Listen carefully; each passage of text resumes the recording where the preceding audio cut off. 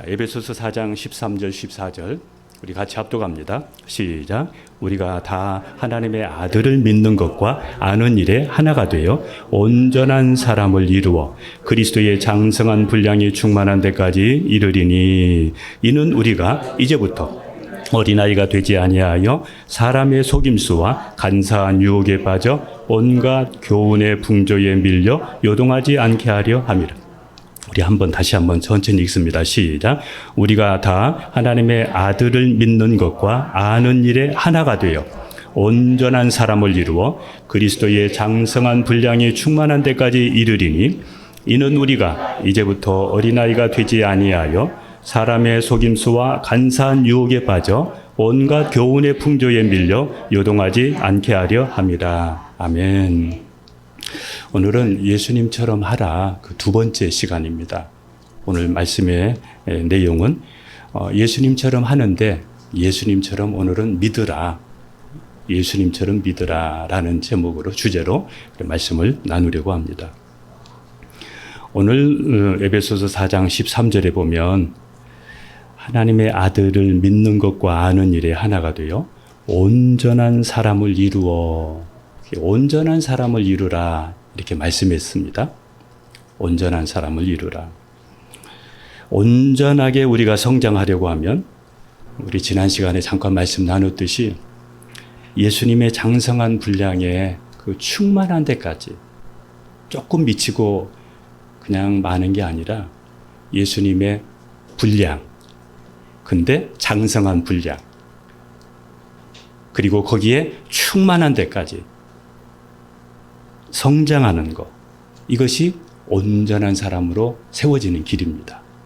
그러니까 여러분 교회에 와서 예배드리는 것으로 끝나지 말고 말씀대로 살고 또 예수님이 원하는 예수님처럼 이렇게 닮는 예수님의 분량에 충만한 데까지 이르는 이렇게 살아가는 여러분이 되기를 축복합니다.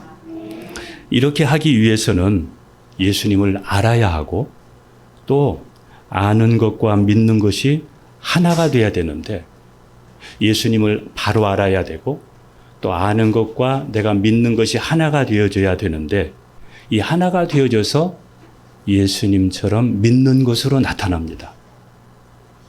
하나가 되면 예수님처럼 믿는 삶으로 나타납니다. 하나님께서 우리를 택하시고 구속하신 목적은 자, 중요합니다. 하나님께서 우리를 택하셨다. 구속하셨다. 이게 엄청난 은혜잖아요. 누가 택하셨다? 하나님이 우리 보람이 아빠를 택했다. 하나님이 나를 우리 가정을 택했다. 구원하려고 영생을 주려고 멸망하지 않고 생명을 얻게 하려고 하나님의 가족으로 택했다. 이거 엄청난 일이잖아요.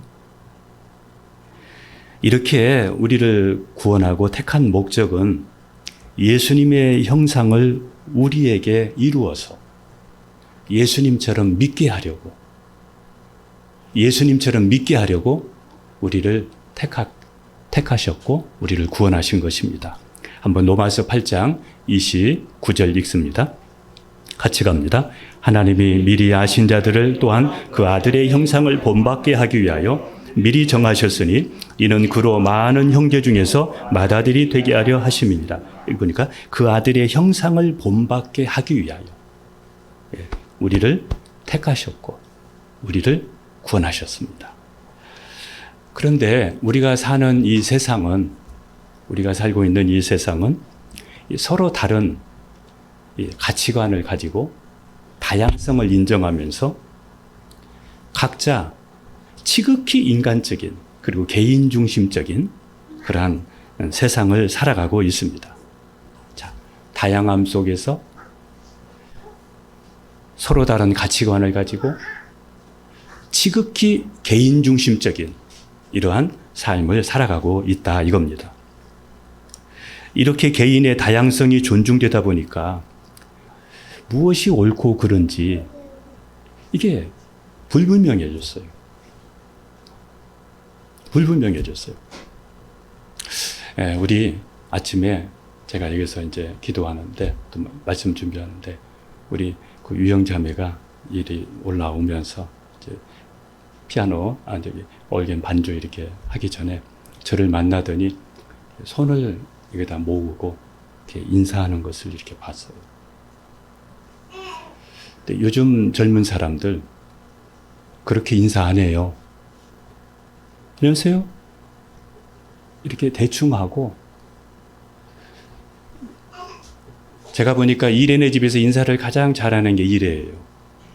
어린이집에서 배워가지고 배꼽 인사하니까 배꼽에다가 손을 이렇게 얹고 인사하는데, 부모에게 그 이런 자세들이, 어른들을 대하는 자세들이 다 어른이나 나나 삐까삐까라 이렇게 생각을 하면서 하다 보니까 도덕도 또 진리도 불분명해졌어요. 혼란스러워졌어요. 이렇게 왜곡된 이 세상 속에 우리가 영향을 받다 보니까 예수님을 영접했음에도 그 예수님을 영접한 예수 믿는 감격과 구원의 기쁨, 이런 부분들이 우리 속에 이 순수함이 사라지고 있어요. 세상에 영향을 받다 보니까 사라지고 있습니다. 그래서 예수 그리스도를 구주로 영접했을 때의 그 순수함, 그 감격이 사라지고 점점 그냥 세상적으로 일반 사람들처럼 사는 것을 당연하게 이렇게 여기면서 이렇게 살다 보니까 우리의 신앙이 하나님께 책망받을 수 있는 신앙으로 나도 모르게 형성될 수가 있어요. 여러분, 예전에 부모님 만났을 때, 예전에 저는 그래요. 어르신들한테 안녕히 주무셨어요? 꼭 인사를 해야 했어요. 진지 잡수셨어요? 꼭 이렇게 인사를 해야 했어요. 그렇지 않으면은 야단 맞았어요. 교육을 잘 못 받은 걸로, 가정교육을 잘 못 받은 걸로 여겼어요. 우리의 신앙도 이렇게 많이 왜곡되어 있다. 그래서 내 중심이 될 수 있고, 그래서 책망받을 수 있다. 이겁니다. 한번 요한계시록 2장 4절, 5절 봅니다. 시작. 그러나 너를 책망할 것이 있나니 너의 처음 사랑을 버린. 한번 다시 갑니다. 시작. 그러나 너를 책망할 것이 있나니 너의 처음 사랑을 버렸느니라. 그러므로 어디서 떨어졌는지를 생각하고 회개하여 처음 행위를 가지라. 만일 그리하지 아니하고 회개하지 아니하면 내가 내게 가서 내 촛대를 그 자리에서 옮기리라. 예, 이거 보세요. 예, 책망할 것이 있다는 거예요. 왜 책망받아요? 그 순수함을 잃어버렸다는 거. 그 신실함을 잃어버렸다는 거예요. 세상 사람들처럼 그렇게 살아가고 있고 영향을 받고 그런 가치관을 가지고 살 수 있다는 거예요. 그 시금석이라는 게 있습니다. 시금석. 그 시금석이 뭐냐 하면 그 귀금속을 이렇게 문질러서 그 품질을, 그 순도를 알아보는 것인데, 이걸 이 순도를 알아보는 그 단단한 돌을 이 시금석이라 이렇게 말하는데, 여러분, 하나님의 말씀은 100% 온전한 말씀입니다. 100% 순전한 말씀입니다. 하나님의 말씀은 순금과 같이 온전한 말씀이다 이겁니다. 그런데 100% 순전한 이 말씀에 우리가 만일 10%를 살게 되면 100에다가 10을 곱하면 얼마예요? 1000이 되겠죠. 그 다음에 여러분 50%를 산다고 하면 100에 50을 곱하게 하면 5000이 되겠죠. 하나님의 말씀의 순도가 100인데 내가 100%를 산다고 한다면 우리의 순도는 만이 되겠죠. 1만이 되겠죠. 예. 여러분의 순도, 신앙의 순도. 여러분의 가정의 신앙의 순도는 어떻습니까? 여러분의 가정의 신앙의 순도 어떻습니까?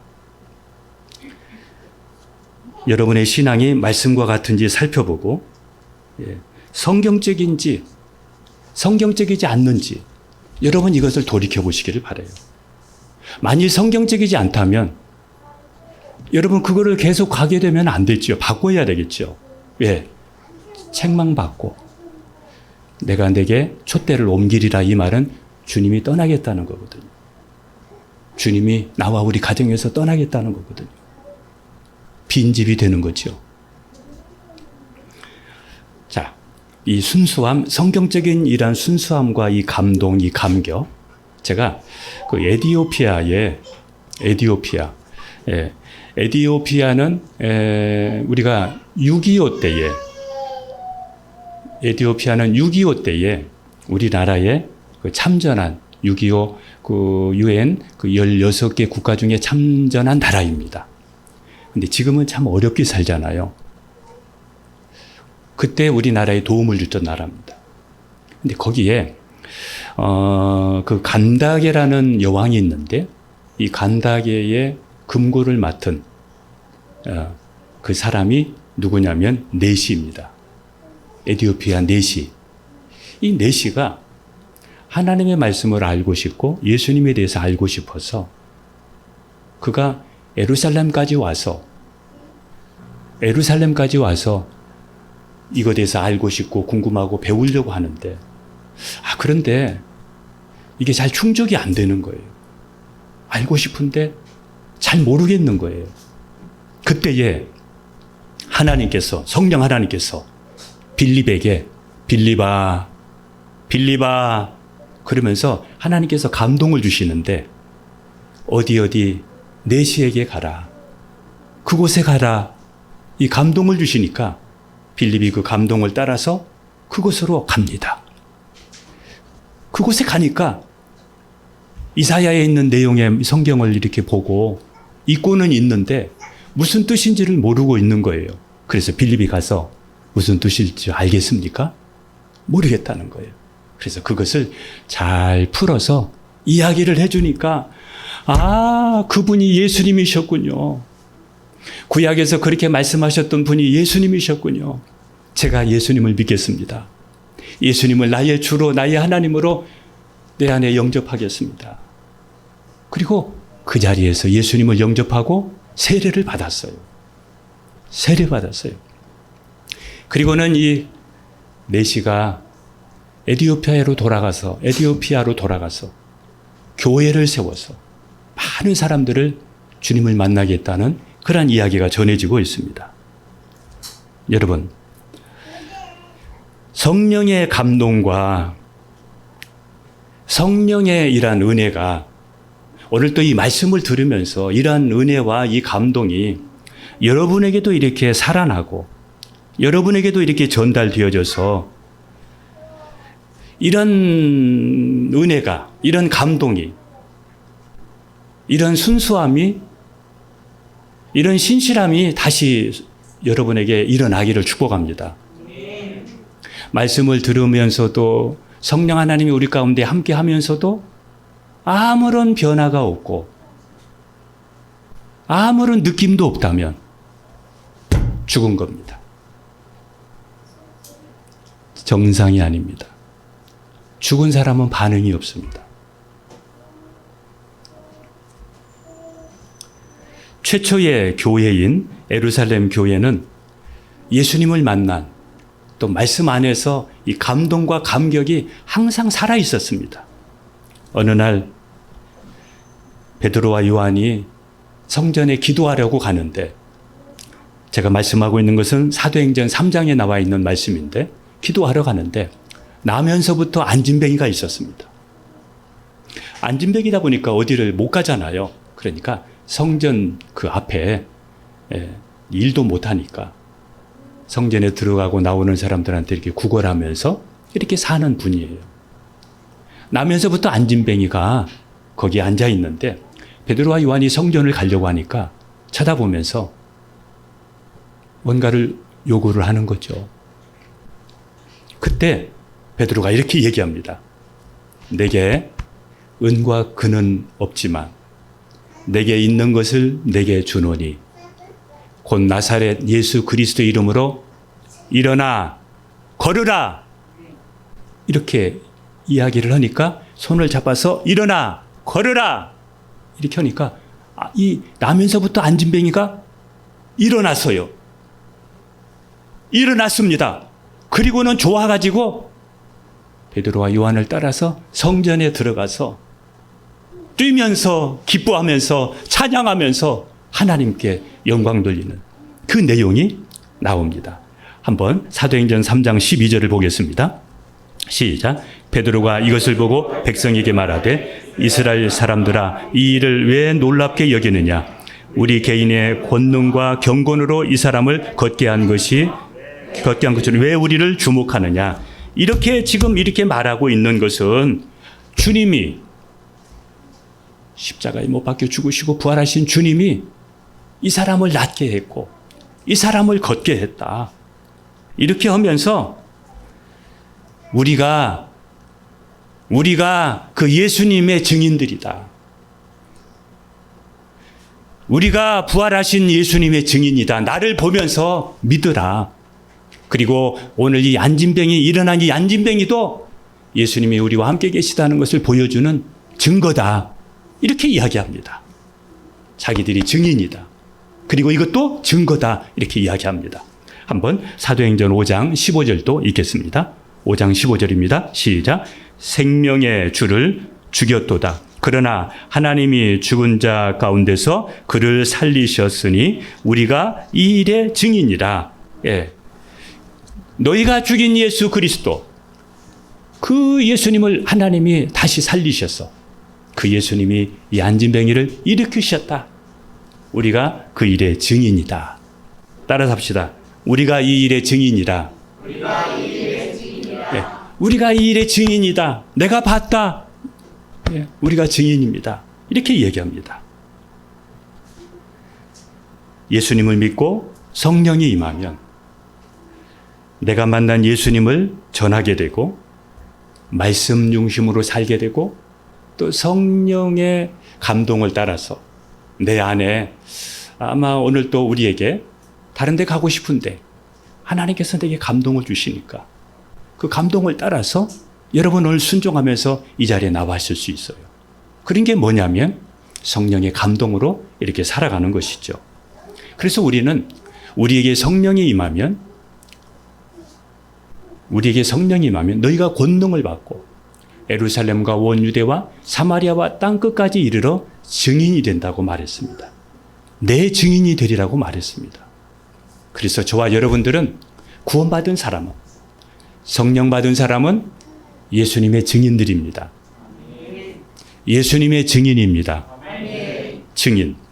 증인이라는 것이 뭐냐 하면 이 헬라어로는 말투스라는 말인데 이 본래의 뜻은 순교라는 뜻이에요. 순교. 말투스라는 말은 순교라는 뜻인데 증인은 내가 만나고 내가 본 것을 그대로 증거하다가 순교한다는 뜻이에요. 그래서 증인은 내가 보고 만난 그것을 전합니다. 그게 증인입니다. 그러니까 예수님을 만난 사람은 전하게 되고 예수님을 아는 사람은 알릴 수밖에 없는 것이죠. 왜?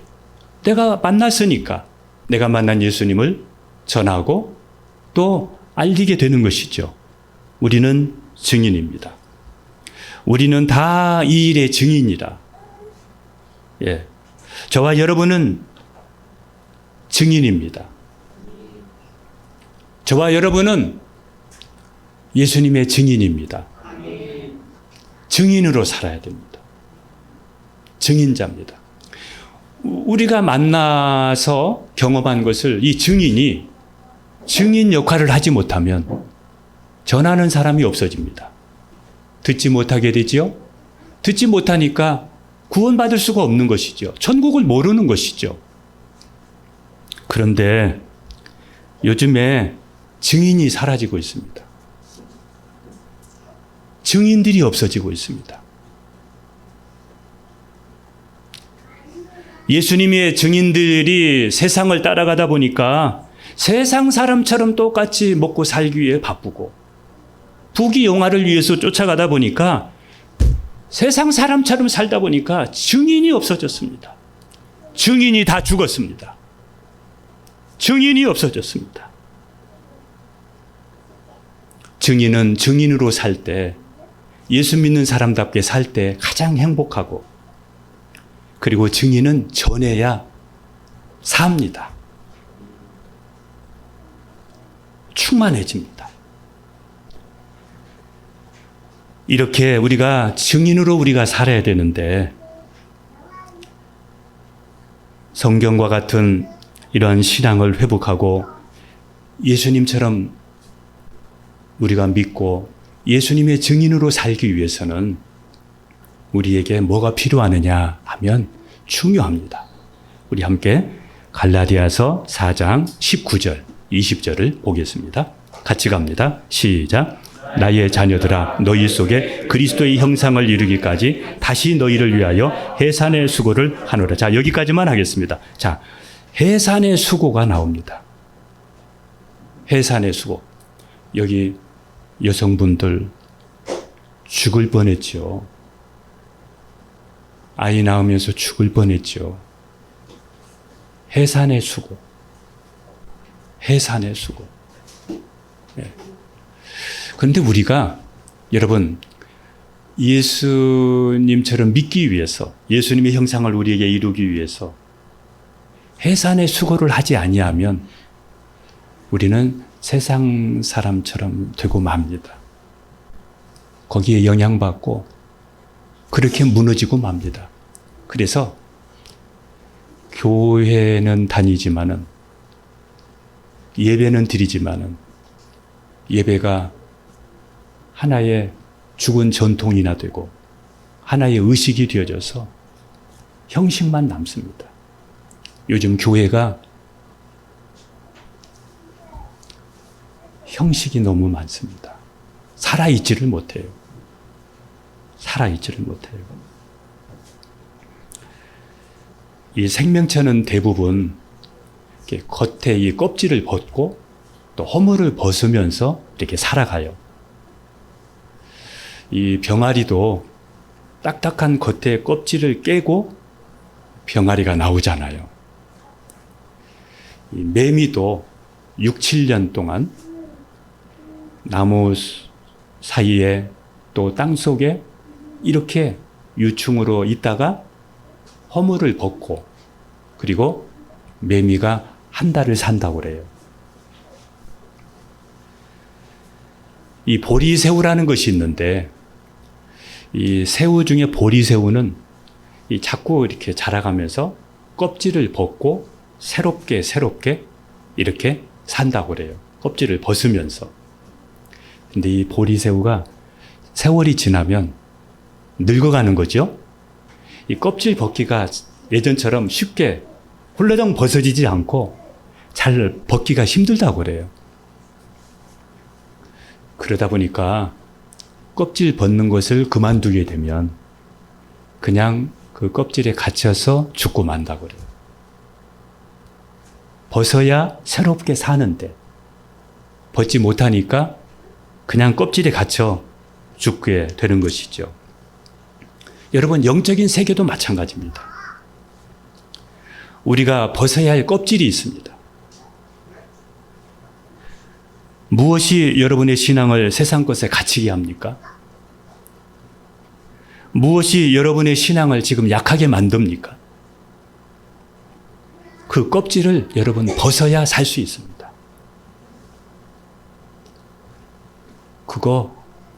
그 갑옷 가지고 있으면 그 안에 갇혀서 나와 우리 가정이 죽습니다. 벗어야 합니다.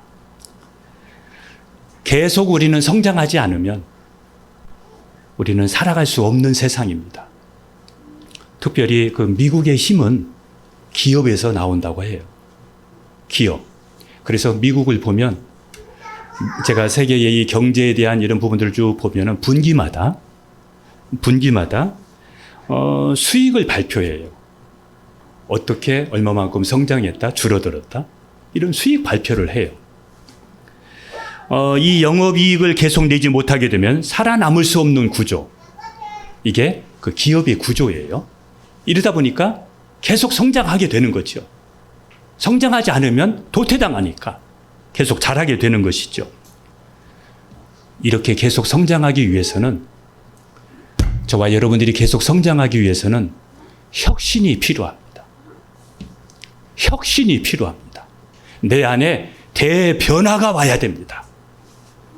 대공사가 내 안에 일어나야 됩니다. 혁신이 없으면 세속화되고 맙니다. 혁신이 뭐냐? 내 안에 썩은 것을 도려내는 겁니다. 우리 가정에 썩은 것을 도려내는 겁니다. 그렇지 않으면 다 썩어지기 때문에 도려내야 사는 겁니다.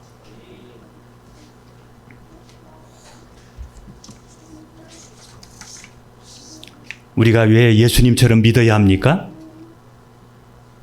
예수님이 우리의 모델이기 때문입니다. 예수님이 우리의 모델이에요.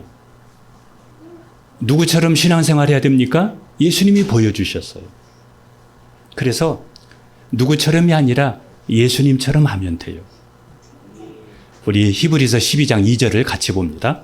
히브리서 12장 5절입니다. 시작. 믿음의 주요 또 온전하게 하시는 이 예수를 바라보자. 그는 그 앞에 있는 기쁨을 위하여 십자가를 참 부끄러움을 개의치 아니하시더니 하나님 보좌 우편에 앉으셨느니라. 여기 보니까 믿음의 주요, 우리의 믿음의 주인이 되시고 우리의 믿음의 모델이 되시고 예수님이에요.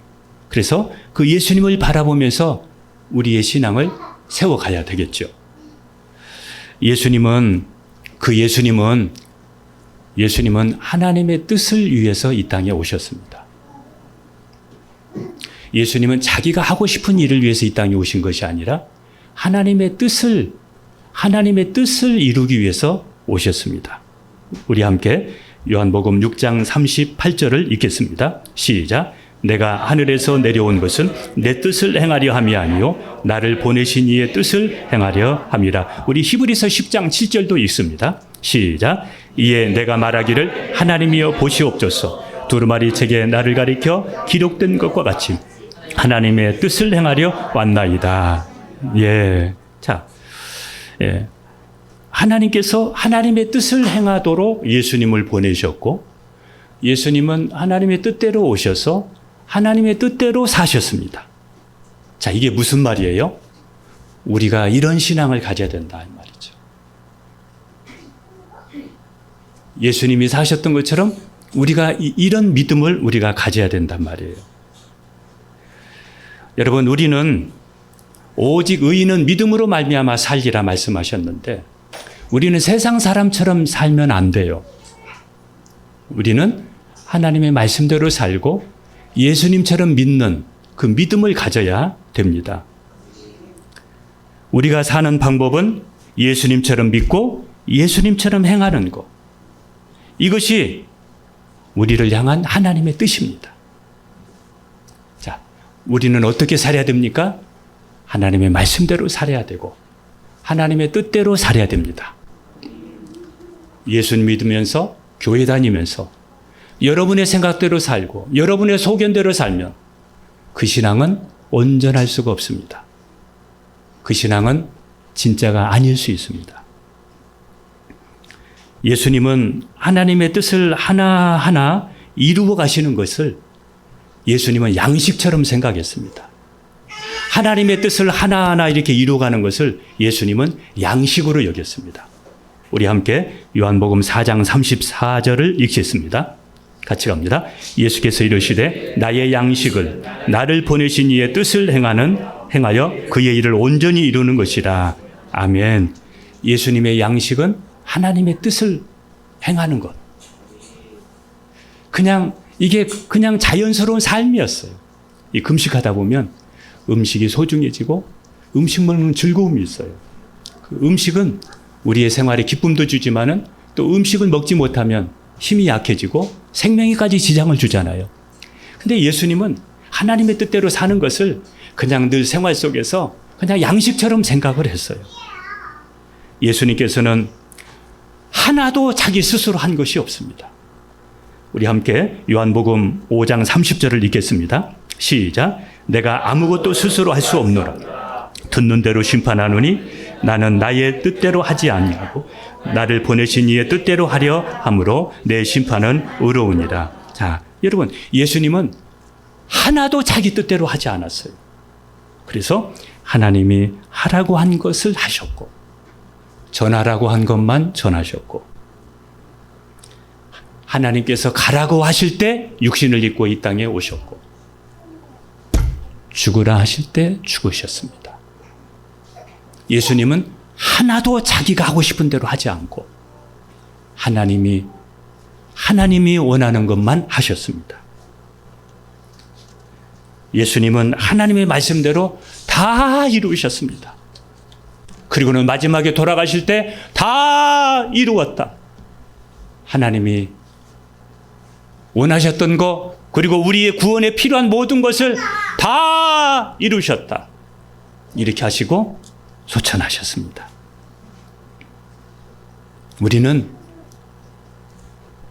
우리가 예수님처럼 믿기 위해서는 우리에게 중요한 것이 하나 있습니다.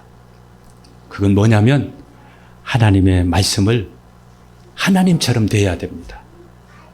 우리 함께 요한복음 1장 14절을 읽겠습니다. 시작. 말씀이 육신이 되어 우리 가운데 거하시매 우리가 그의 영광을 보니 아버지의 독생자의 영광이요 은혜와 진리가 충만하더라. 제가 이 말씀을 잠깐 설명합니다. 예수님께서는 요한복음 12장 45절에 이렇게 말씀하셨어요. 나를 보는 자는 나를 보내신 이를 보는 것이라, 이렇게 말했어요.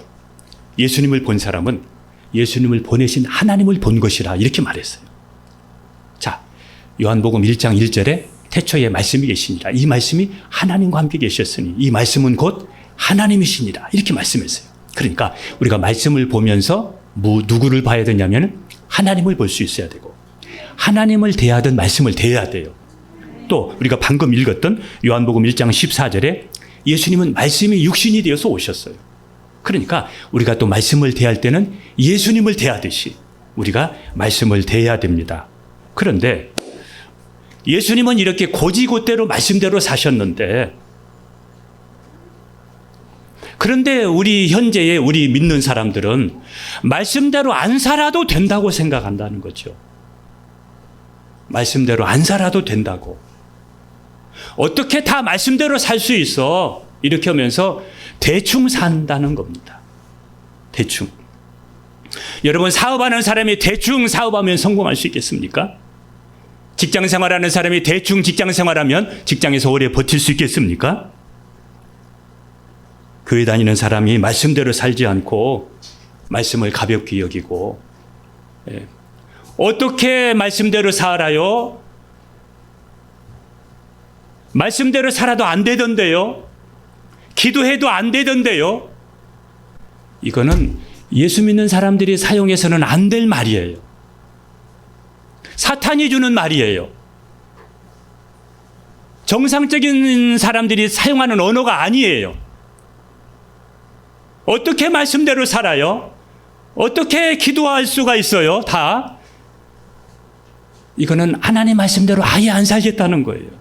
여러분, 하나님의 사람은, 하나님의 자녀는 말씀대로 사는 사람들이에요. 말씀대로 안 사는 것은 하나님의 사람이 아니에요. 그냥 종교인이지, 다른 종교처럼 사는 사람이지 하나님의 사람이 아니에요. 하나님의 자녀는 하나님의 말씀대로 사는 사람이에요. 말씀대로 못 산다는 생각을 버려야 됩니다. 기도해도 소용없다는 생각을 버려야 됩니다. 이런 생각들이 올라오면 아니야, 안 돼, 이렇게 하면서 그를 물리쳐야 됩니다. 그리고 나는 말씀을 지지하고 말씀을 주장해야 됩니다. 요즘 하나님의 뜻대로, 하나님의 말씀대로 사는 사람이 힘듭니다. 보기가 힘듭니다. 제가 시간이 이렇게 가기 때문에 말씀을 이제 좀 빨리 지나가야 될 것 같습니다. 야구장에 포수 알잖아요. 포수가 뭐예요? 투수가 던지면 받는 사람 아니에요.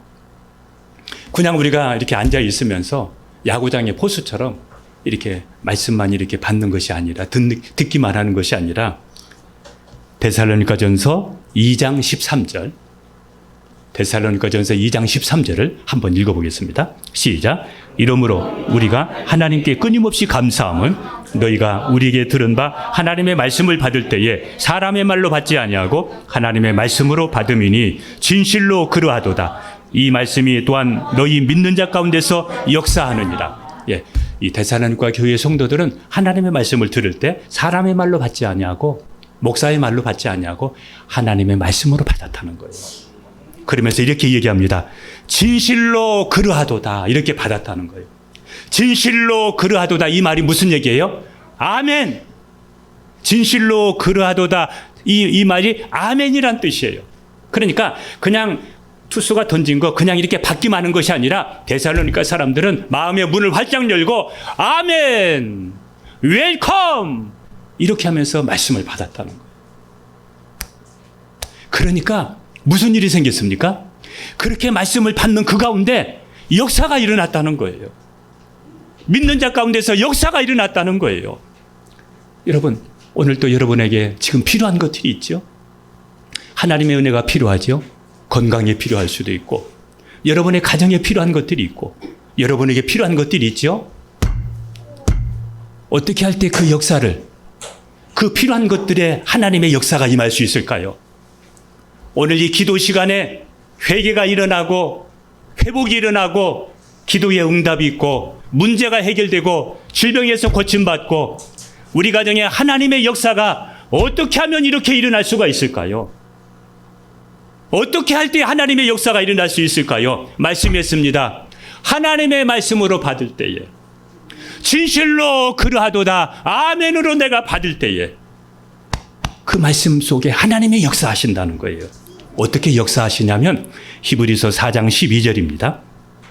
히브리서 4장 12절 같이 갑니다. 하나님의 말씀은 살아있고 활력이 있어 좌우의 날선 어떤 검보다도 예리하여 혼과 영과 및 관절과 골수를 찔러 쪼개기까지 하며 또 마음의 생각과 뜻을 판단하나니. 예, 하나님의 말씀은 오늘 말씀을 들으면서 아이고 회개가 일어나고 막 생각과 마음을 하나님께서 수술하니까 교정하게 되고 변화가 일어나고 이런 역사들이 말씀 속에서 일어난다는 거예요. 예, 여러분 말씀대로 안 하면서 하나님 왜 기도해도 소용없습니까? 말씀대로 안 하면서 잘 되기를 바라고 이렇게 우리가 하고 있다면 그 기도 오래 걸릴 수밖에 없겠죠. 여러분, 하나님의 말씀을 우리가 이렇게 직접 대하면서 하나님의 말씀으로 대하면서 하나님의 말씀으로 이렇게 반응하면서 여러분의 삶에 여러분의 기도의 제목 위에 이런 역사가 일어나기를 축복합니다. 아멘. 할렐루야. 아멘. 예수님이 이 땅에 사셨다가 가신 그 자리, 예수님이 이 땅에 계시면서 하나님께 늘 사용했던 유일한 단어가 있습니다. 그 단어는 하나님을 아버지라고 불렀던 겁니다. 유일하게 하나님을 아버지라고 예수님이 불렀습니다. 그런데 예수님만이 사용했던 이 용어를 우리에게 그대로 돌려주셨습니다. 저와 여러분들에게 그대로 돌려주셨습니다. 그래서 우리가 하나님을 아버지라고 부르지 않습니까? 아버지라고. 자, 우리 함께 로마서 8장 15절을 읽겠습니다. 시작. 너희는 다시 무서워하는 종의 영을 받지 아니하고 양자의 영을 받았으므로 우리가 아빠 아버지라 부르짖느니라. 예, 여러분 이제 예수님이 하나님께 하시고 가신 그 자리를 이제는 우리가 삽니다. 우리가 예수님처럼 믿고 말씀을 대하고 예수님처럼 하나님의 뜻을 행하면서 이게 우리의 자리입니다. 이게 우리의 자리예요. 근데 여러분 보세요. 우리가 구원받은 것도 감사한데 하나님을 세상에 아버지 이렇게 부를 수 있다는 거, 하나님의 가족이 될 수 있다는 거, 이거는 이 세상에 여러분의 인생에 이처럼 큰 감동은 세상에 존재하지 않을 겁니다. 내가 하나님을 아빠, 아버지 이렇게 부를 수 있다는 거. 여러분 한번 여러분 저를 따라서 하세요. 하나님 아버지, 아버지, 아빠, 이렇게 하나님을 부를 수 있다는 거. 이 은혜를 우리에게 주셨다는 거. 예수님만이 사용하셨던 그 자리를 우리에게 주시면서 이제 우리가 예수님처럼 믿게 하셨고, 예수님처럼 하나님의 뜻대로 살게 하셨고, 예수님처럼 하나님의 말씀을 이루면서 이렇게 우리를 살게 만드셨는데, 그리고는 우리를 하나님의 가족으로 이렇게 만들어 주셨고, 하나님을 아버지라고 부르면서 하나님께 필요한 것들을 기도하면서 이렇게 우리가 살게 만드셨는데, 여러분 이거 생각하면 너무 감사하지 않습니까? 감사하지 않습니까? 자, 여러분 기도하겠습니다.